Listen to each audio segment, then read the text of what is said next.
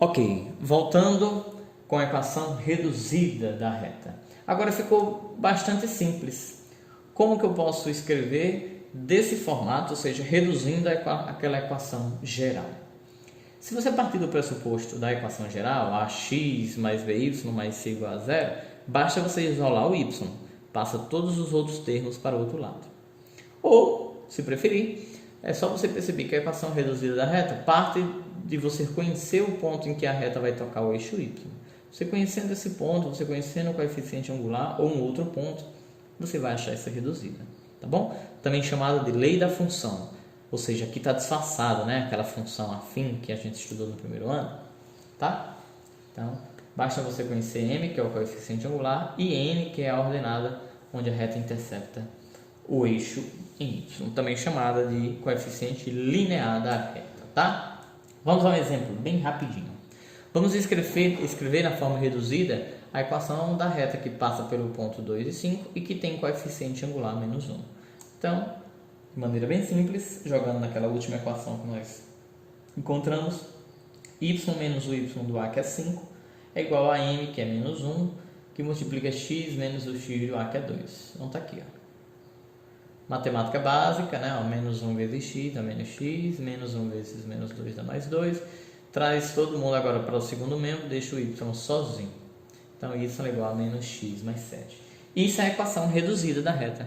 Olha como é fácil escrever a geral. Passa agora todo mundo para o primeiro membro igual a zero. Ia ficar x mais y menos 7 igual a zero. Era a geral. Não é fácil? Então, tá aí, né? A equação da reta. Olha para cá. Coeficiente angular não é menos 1? Reta decrescente. Tá certo? 7 significa que a reta vai tocar em y em 7. Tá? Quando o coeficiente é menos 1, lembra, menos 1, a tangente é 135. Então, bem aqui fora é 135. E aqui dentro é 45. Por que o senhor está falando isso? Porque esse triângulo aqui que vai ser formado, ó, tem que sempre ser um triângulo isósceles. Ou seja, se aquele tocar em 7, aquele vai tocar em 7. Se aquele tocar em 5, aquele vai tocar em 5. Isso é verdade, Edson? Sempre que m for menos 1. Sempre que m for 1, essa reta vai ser o contrário, vai ser crescente e também com os valores simétricos correspondentes, tá? Não é simples isso daí, galera? Vamos a um exemplo. Vamos determinar os coeficientes linear e o angular dessa reta. Galera, essa reta está escrita em que formato? Isso mesmo, no formato geral. Para descobrir, o que é que eu tenho que fazer? Isolar o y, tá? Então, vamos lá. Ó, é preciso, né, isolarmos o y. Então, fizemos o seguinte, passamos o menos 30 vai para o outro lado, mais 30. Na verdade, ele preferiu, né, ó, passou 6x, foi menos 6x, ficou menos 5 desse lado.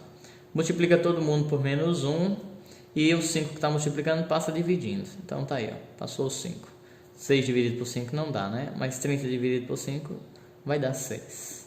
Pronto. 6 quintos é o coeficiente angular e menos 6 o linear. Tranquilo, né? Vamos em frente. Dada a representação gráfica da reta, vamos determinar a equação reduzida, onde a inclinação dessa reta é de 60 graus e o n, né? Ou seja, o coeficiente angular é 7. Então, muito fácil, tá? Muito fácil mesmo. Se o coeficiente angular é 60, então a tangente de 60 é raiz de 3. Já está escrito praticamente a nossa equação. M é raiz de 3 e o n é 7. Então a equação reduzida é y igual a raiz de 3x mais 7. Tranquilão, né? Muito bem. É hora de você ir lá no seu livro e concluir, né, com as atividades da página 42. Eu acredito que a galera aí do terceiro ano só foi presencialmente, né, antes dessa pandemia do coronavírus até esse assunto.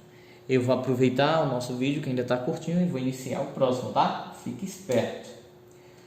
Edson, agora é o conteúdo novo mesmo, né? Isso. Eu já vi como escrever a equação geral, já vi como escrever a equação reduzida, né? Quando eu só tenho um ângulo, quando eu só tenho os pontos, quando eu tenho a reta, beleza. E o que significa a equação segmentária? Vamos entender. Segmentar é o seguinte: você tem aqui uma reta, tá? Eu tenho o ponto B, que é o ponto que ela intercepta. Eu tenho o ponto A, que é o ponto que ela intercepta x. E aqui o ponto que ela intercepta y. Beleza. Então, vamos pegar esses pontos quaisquer e vamos jogar aqui, né, numa condição de alinhamento, ou seja, numa matriz de ordem 3, onde o determinante tem que ser 0. X, y em 1 ponto qualquer que eu poderia colocar bem aqui, né? A e 0 é o ponto que intercepta x, 0 e b o ponto que intercepta y, tá? Desenvolve aqui o produto, o determinante, e tu vai encontrar isso daqui, ó, bx mais ay igual a b, tá bom? O que é que nós vamos fazer? Se a gente pegar toda essa equaçãozinha e dividir pelo termo AB, então bx dividido por AB, cancela b com b, fica x sobre a. Divide aqui a com a, fica y sobre b. Divide AB por AB, fica 1. Pronto, acabamos de encontrar a famosa equação segmentária da reta. E aí você pergunta, poxa, essa reta vai me servir para quê? Você vai ver, bem simples mesmo, tá? Sua utilização. Tá aí. Vamos determinar a equação segmentária da reta R, que está representada aí ao lado. Olha, a meu aluno sempre eu digo o seguinte, minha gente, vamos descobrir quando que a reta toca em Y, isso aqui muita gente já sabe, é o coeficiente linear, né? E quando que ela toca em X, aí muita gente diz, é o angular, né? Não, nada a ver. Sabe quem é esse valor menos 3? Isso aqui é a raiz dessa equação que gerou essa reta. Isso aqui é o zero, o famoso zero da função. Como assim, Edson? A equação, quando eu igualar a zero, o valor de x que eu vou encontrar é menos 3. Tá certo? Então, olha como é fácil. Escrever a equação segmentária é eu pegar x e colocar sobre o valor de a. Quem é o valor de a? Você lembra que o valor de a é aquele valor que intercepta o eixo x, portanto, menos 3. E y colocar sobre o valor de b. Lembra que b era o valor que estava no eixo y? Então, menos 2. Então, tá aí a escrita da equação segmentária da reta.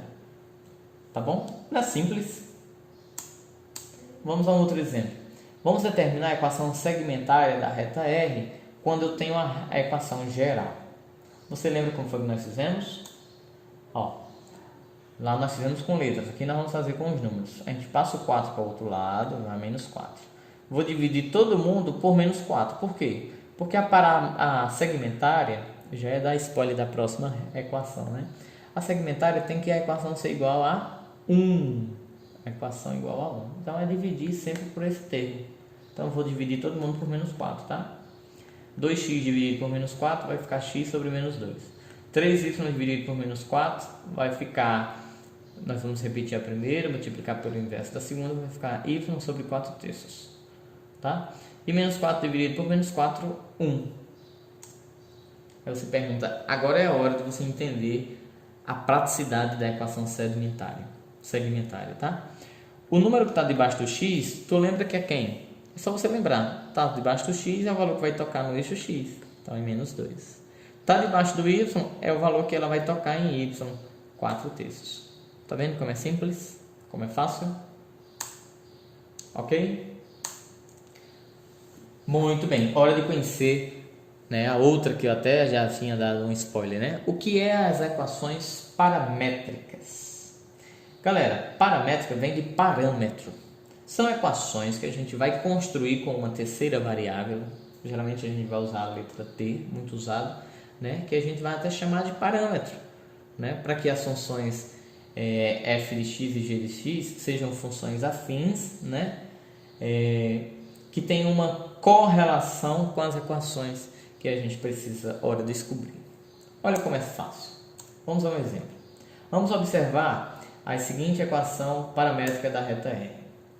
Vamos dizer que x é igual a 2t mais 4 e y é igual a t menos 3. Tá? Agora, a partir dela, nós vamos determinar a equação geral da reta R. Para isso, a gente vai isolar o t da primeira e substituir na segunda, tá? Fazendo essa equaçãozinha por substituição.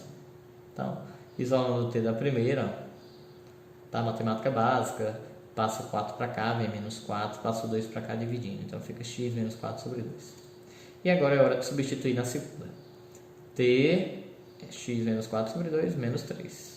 Matemática básica aqui, né? Faz assim um MMC, né? A gente já ensinou de maneira fácil, multiplica o 2 por todo mundo, menos está em cima, né? 2 vezes 3, 6. Traz tudo isso para o primeiro membro e a gente vai achar a equação geral da reta. X menos 2y menos 10 igual a zero. Essa equação é aquela, né, igual, correspondente à equação paramétrica. Tá certo? Tudo bem? Vamos a um outro exemplo. Se eu considerar a reta R, cuja a equação geral é 3x menos 2y menos 6 igual a zero, como que agora eu vou determinar a paramétrica? Agora vamos fazer o contrário. Eu vou ter a geral e eu quero encontrar a paramétrica. Olha como é simples. Primeira coisa que a gente vai ter que fazer é isolar a variável x. Então, fica 3x, passa menos 2 menos 6 para o outro lado, passa o 3 que está multiplicando e dividindo, né? Então, x é igual a 2 terços de y mais 2. Veja que aqui tem 2 e que aqui tem 2. Eu posso até isolar o 2 ainda, né? Então, fica x igual a 2 que multiplica y sobre 3 mais 1. Ora, se eu disser que y sobre 3 mais 1 é a variável t, lembra que a gente vai... Paramétrica quer dizer, eu vou usar uma letra parâmetro, que é o t. Se eu disser que isso daqui é o t para mim, então vai ficar assim. Y sobre 3 mais 1 igual a t. Então eu vou dizer que x vai corresponder a 2 vezes t. Isso aqui não é t? E y? Y vai ser 3t menos 1. Aí você pergunta, ora, de onde foi que apareceu o y? Aqui é simples, minha gente. Agora é a hora de isolar o y. Passo 1 para o lado de lá, vai menos 1. Passo o 3 multiplicando. Tá? Então, o y seria, né, 3t menos 1. Certo? Ah, estava achando muito estranho. Aqui está faltando um parêntese, né? Bom, mas como é uma imagem, depois eu vou corrigir. Mas aqui não é a imagem, o erro está aqui, ó. Tá? Aqui a gente corrige na hora. Porque não é fácil, viu, galera, fazer slide com cálculo. Eu mesmo tô doente, viu? Eu acho bom é a lousa, para quem me conhece, né? Entendeu? Ó, passou 1 para cá, vem menos 1. E o 3 vem multiplicando tudo. Então, 3 multiplica tudo, tá? Pronto. 3 vezes t, 3t. 3 vezes menos 1, menos 3. Está aqui as equações paramétricas da reta 3x menos 2y menos 6. Não é tranquilo? Fácil, né? Quando eu tenho a paramétrica, eu isolo t para substituir embaixo. Quando eu tenho a geral, eu isolo x para descobrir a relação de x com y, através de uma letra auxiliar. Tá bom? Veja, é arbitrária essa escolha de dizer que y sobre 3 mais 1 é igual a t. Há inúmeras outras possibilidades. Que outra possibilidade de se escrever a mesma equação? Tá bom? Poderia muito bem ter dito aqui, olha, vou escolher 2 terços de y e dizer que é t, tá? Se eu disser que é t, olha como é que fica as paramétricas. Tudo bem? Vamos a um outro exemplo. Vamos considerar que os dados do exemplo bem anterior e vamos obter as coordenadas de um ponto P, tal que t igual a menos 4. Lembra da equação anterior? X era 2t, né? E y era 3, que multiplica t menos 3. Então, 2 menos 4 menos 8, 3 menos 4, 3 vezes menos 4 menos 12, menos 2, né? Menos